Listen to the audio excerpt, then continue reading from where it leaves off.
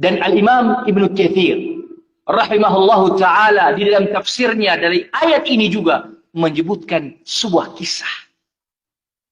Detik-detik menjelang prosesi penangkapan Nabi Isa alaihissalatu wassalam yang nantinya akan dihukum ataupun disalib. Nabi Al-Imam Ibnu Katsir rahimahullah menyebutkan sanad, kata beliau, riwayat ini riwayat yang sahih. Ya, ujungnya adalah ucapan Abdullah bin Abbas. Diceritakan oleh Abdullah bin Abbas radhiyallahu taala anhu. Maka mari kita simak bersama kisahnya yang kami rangkum dari tafsir Ibnu Katsir rahimahullahu taala. Ikhwani fi din rahimakumullah, bermula kebencian orang-orang Yahudi terhadap Nabi Isa alaihi salatu wassalam. Karena Nabi Isa alaihissalatu wassalam diberikan mukjizat, mampu ya melakukan ya mukjizat medis, menyembuhkan orang sakit, menyembuhkan orang yang buta, menyembuhkan orang yang penyakit sopak, belang-belang, bahkan menghidupkan orang yang mati. Ya. Ini belum pernah dialami oleh nabi-nabi sebelumnya, karena zaman para nabi ataupun rasul yang lainnya, mukjizatnya adalah ya apa? Allah berikan tergantung apa yang lagi digandrungi oleh umat-umat tersebut. Ya. Ketika Nabi Musa alaihissalam yang sedang digandrungi adalah ilmu sihir, maka Allah Subhanahu wa taala memberikan mukjizat sihir ya kepada Nabi Musa alaihissalam. Di zaman Nabi Isa alaihissalam yang sedang digandrungi adalah apa? Dari sisi medis.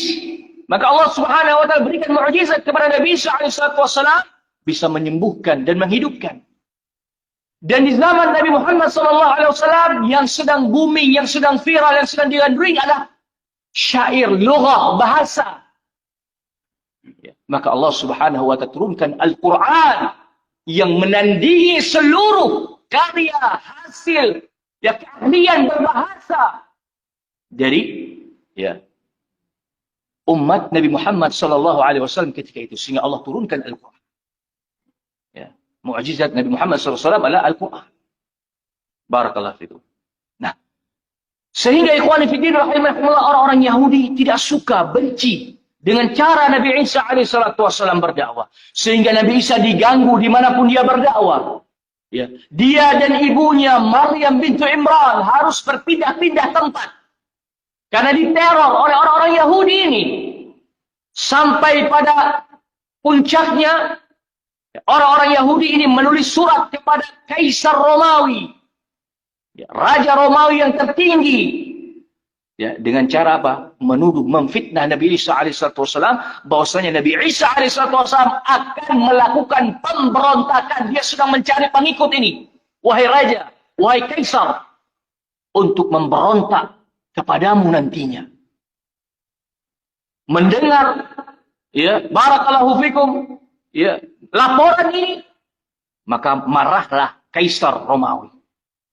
Dahulu Kaisar Romawi ataupun kerajaan Romawi, Raja Romawi beragama menyembah bintang-bintang. Ya, barakallahu fikum. Sehingga dia buatlah surat keputusan, dia kirim kepada gubernurnya yang ada di Baitul Maqdis. Ketika itu Nabi Isa, wilayah dakwahnya di Baitul Maqdis. Dia tulis surat perintah bahwasanya tangkap orang yang bernama Yesua dari Nazaret. Ya. Nazaret, kalau bahasa Arabnya Nasrani, sehingga kalau dikatakan Nasrani itu artinya apa? Disebahkan kepada pengikut Nabi Isa alaihissalam dari tempat asalnya Nazar. Ya, barakallahu fikum. Nah, ya, kalau Kristen itu tidak ada nama Kristen, istilah Kristen di zaman Nabi Isa alaihissalam. Itu dihidupkan setelah Paulus tadi yang menghidupkan ajaran kekristenan. Ya, barakallahu fikum. Nah, maka ikhwani fiddin rahimahumullah, ditulislah surat penangkapan dengan poin-poin perintahnya. Yang pertama, tangkap dia, kemudian pakaikan di atas kepalanya sebuah mahkota dari kawat yang berduri. Ini disebutkan oleh Imam Al-Kathir. Kalaupun ada kesamaan, ya, wallahu ta'ala alam bisawab. Dan jelas ini dari versi Islam. Pakaikan kawat berduri yang ada di kepalanya. Apa gunanya? Untuk memberi tanda, memberi isyarat. Ini seorang pemberontak. Ya, tidak boleh didekati. Ya, barakallahu fikum. Ya, memberikan simbol tanda ini seorang pemberontak yang akan dieksekusi mati. Jadi kasih tanda. Ya, barakallahu fikum. Nah, kemudian ikhwani fiddin rahimahumullah, dalam surat itu juga tertulis salib dia. Salib dia. Ya, barakallahu fikum. Nah, eksekusi mati dia, salib dia. Maka ikhwani fiddin rahimahumullah, bergeraklah gubernur di Baitul Maqdis atas perintah tersebut, mengerahkan pasukan Romawi ketika itu menyerbu sebuah rumah yang di sana terdapat Nabi Isa alaihissalam dan 12 pengikutnya, barakallahu fikum. Nah, maka di detik-detik penangkapan ini, ikhwani fillah rahimahumullah, Nabi Isa sudah dikhabarkan oleh Allah Subhanahu wa taala. Maka tatkala Nabi Isa alaihissalam ingin keluar dari sebuah ruangan menuju para sahabatnya, ya, maka disebutkan oleh Imam Al-Kathir, Nabi Isa mengambil air dari mata air dan membasuhi rambutnya. Ya. Kemudian dia menghadap kepada para sahabatnya dan Nabi Isa alaihissalam menawarkan, siapa di antara kalian yang mau diserupakan denganku dan nanti dia akan disalib dan dia akan bersamaku nanti di surga. Maka para sahabat itu terdiam. Ya. Namun ada seorang pemuda yang menunjuk, saya bersedia. Tapi Nabi Isa melihat ini masih sangat muda anak ini. Sehingga Nabi Isa kembali menawarkan. Sampai 3 kali Nabi Isa menawarkan, tidak ada satu seorang sahabat yang berusia dewasa bersedia untuk disalib ketika itu. Diserupakan dengan Nabi Isa alaihissalam. Tapi lagi-lagi sang pemuda ini menunjuk dirinya, saya bersedia. Maka Nabi Isa alaihissalam mengatakan, kalau memang demikian, Allah lah yang telah menakdirkanmu untuk diserupakan denganku, dan engkau akan bersamaku di surga. Maka ikhwani fiddin rahimahullah, sebelum itu ataupun setelah itu, Nabi Isa alaihissalam mengatakan kepada 12 hawariyinnya, para sahabatnya, pengikutnya, dia akan mengatakan, kalian nanti akan mendustaiku, mengkufuriku pada 12 tempat, 12 kejadian, 12 peristiwa. Barakallahu fikum. Ya, nah, ya, nanti akan kita sebutkan salah satunya di akhir. Setelah itu, ikhwani fillah rahimahumullah, seketika itu dipersaksikan oleh 12 para sahabatnya tadi. Nabi Isa mengalami rasa kantuk yang sangat. Dan Nabi Isa tertidur. Kemudian terbukalah atap rumah tersebut, salah satu atap rumah tersebut. Dan Nabi Isa pun diangkat ke langit oleh Allah Subhanahu wa ta'ala. Diangkat ke langit oleh Allah Subhanahu wa ta'ala. Dan setelah naik ke langit, didobraklah rumah tersebut. Barakallahu fikum. Dan ketika itu langsung dilihat sosok pemuda tadi yang sudah diserupakan oleh Allah Subhanahu wa taala seperti Nabi Isa persis. Ya. Dan dia pun langsung ditangkap. Kejadiannya terjadi di hari Jumat. Setelah ba'dal asar, na'am, dan langsung dieksekusi, disalib ketika masuk waktu maghrib ataupun bisa dikatakan sudah masuk hari Sabtunya. Sehingga mungkin dalam umat Kristiani mereka merayakan hari Jumat Agung, demikian pula ibadahnya adalah hari Sabtu. Barakallahu fikum. Nah, kita akui, karena ini riwayat yang sahih. Maksudnya peristiwanya, bukan perayaannya, peristiwanya di hari Jumat ba'dal asar dan masuk di hari Sabtu eksekusi pemuda tadi.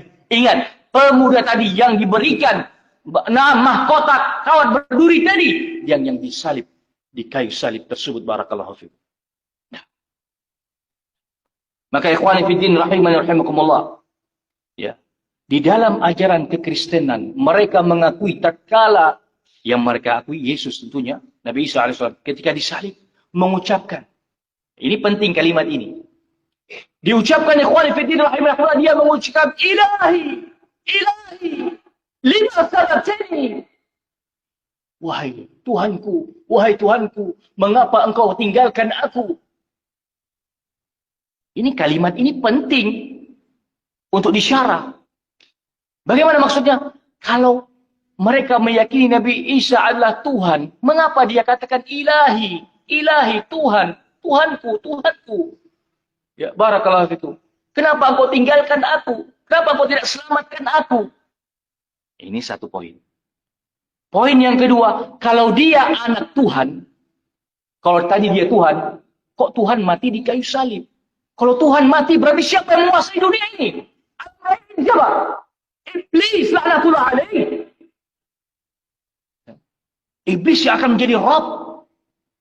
Kalau keyakinan Tuhan itu mati. Ya, barakallahu fikum.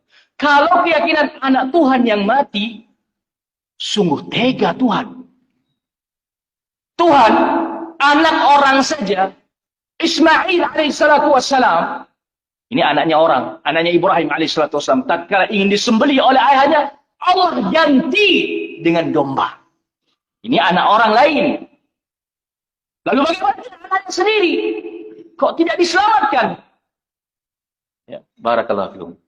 Ya, sehingga ikhwani fiddin rahimakumullah, dari sisi ini, barakallahu fikum, kalimat yang bisa menghujam ya keyakinan khurafat ini, barakallahu fikum. Nah, sehingga yang disalib itu adalah seorang pemuda yang tidak disebutkan dalam namanya. Ada riwayat yang lain yang mengatakan bahwasanya itu yang bernama Yudas Iskariot, tapi riwayatnya kata Imam Al-Katsir aneh. Ya, barakallahu fikum. Nah, karena apa? Karena sosok ini bersama Nabi Isa alaihissalam di jannah. Dia berarti orang saleh, bukan pengkhianat. Ya, barakallahu fikum. Akan bersama Nabi Isa alaihissalam ya, di surga nanti, barakallahu fikum. Nah, kemudian ikhwani fillah rahimakumullah, kita lanjutkan tentang 12 tempat di mana nantinya mereka itu akan mendustai Nabi Isa alaihissalam. Salah satunya ikhwani fiddin rahimahumullah, dari 12 sahabat ini mereka berpecah menjadi 3 sekte. Sekte pertama disebut sebagai sekte Ya'qubiyah. Mereka meyakini bahwasanya Nabi Isa adalah Tuhan. Sehingga dalam dakwah mereka katakan, dahulu kami pernah bersama Tuhan, kemudian dia naik ke langit. Sekte yang kedua bernama sekte Nusraniyah. Mereka meyakini bahwasanya Nabi Isa alaihissalam adalah anak Tuhan. Sehingga tatkala mereka berdakwah, mereka mengatakan, dulu kami pernah bersama anak Tuhan, lalu dia naik ke langit.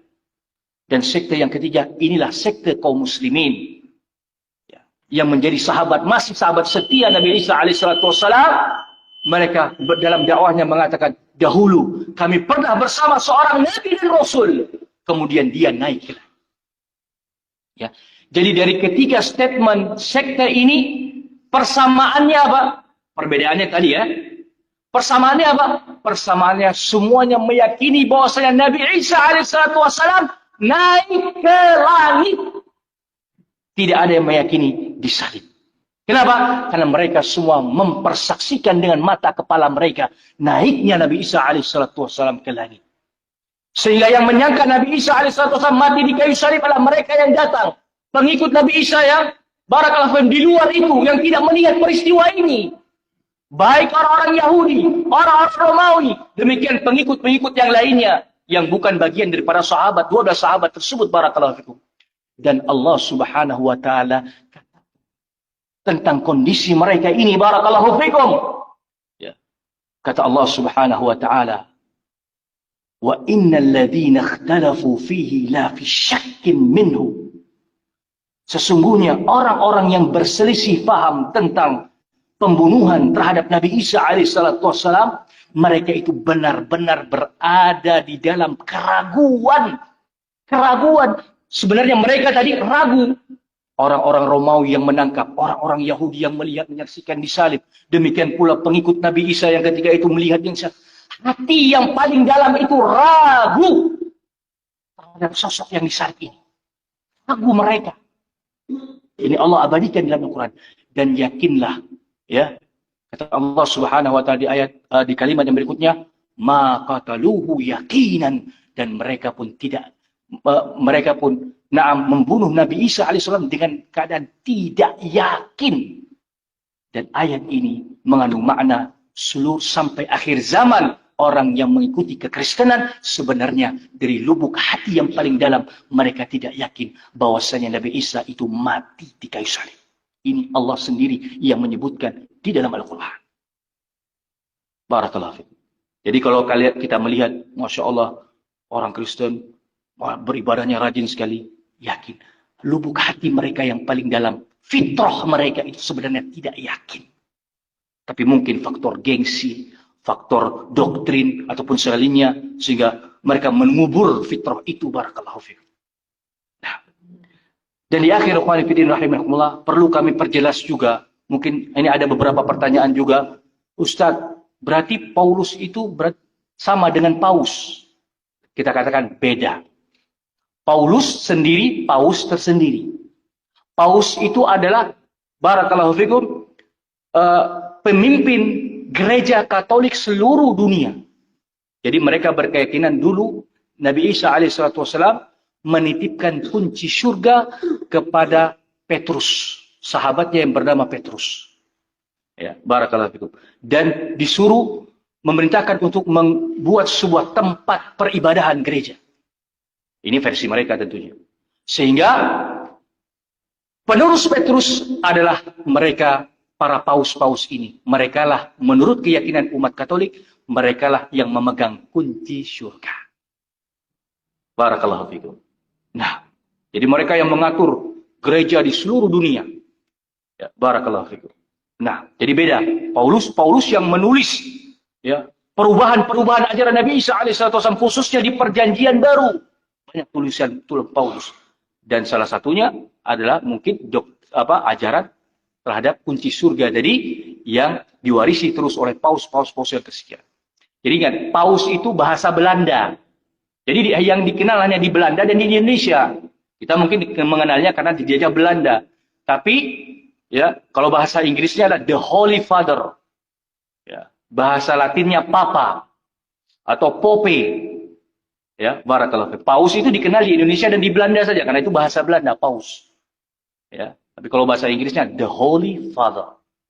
Ya, wallahu taala alam bissawab. Jadi kalau dia di Amerika misalnya di luar negeri kita bilang Paus nggak ngerti orang. Ya, barakallahu fikum. Nah, wallahu ta'ala alam bisawab. Al-afu minkum alal italah. Sudah datang waktu Isya, maka kita cukupkan pada pertemuan kali ini yang intinya ikhwani fillah rahimakumullah, ajaran Islam sangat-sangat memuliakan Nabi Isa alaihissalatu wassalam sesuai dengan kodrat takdir yang Allah Subhanahu wa taala telah tentukan. Barakallahu fikum. Wallahu ta'ala alam bisawab. Wa sallallahu wasallam wa baraka ala nabiyina Muhammad. Walhamdulillahi rabbil alamin. Subhanakallahumma bihamdik. Ashhadu an la ilaha illa anta astaghfiruka wa atubu ilaik. Wassalamu alaikum warahmatullahi wabarakatuh.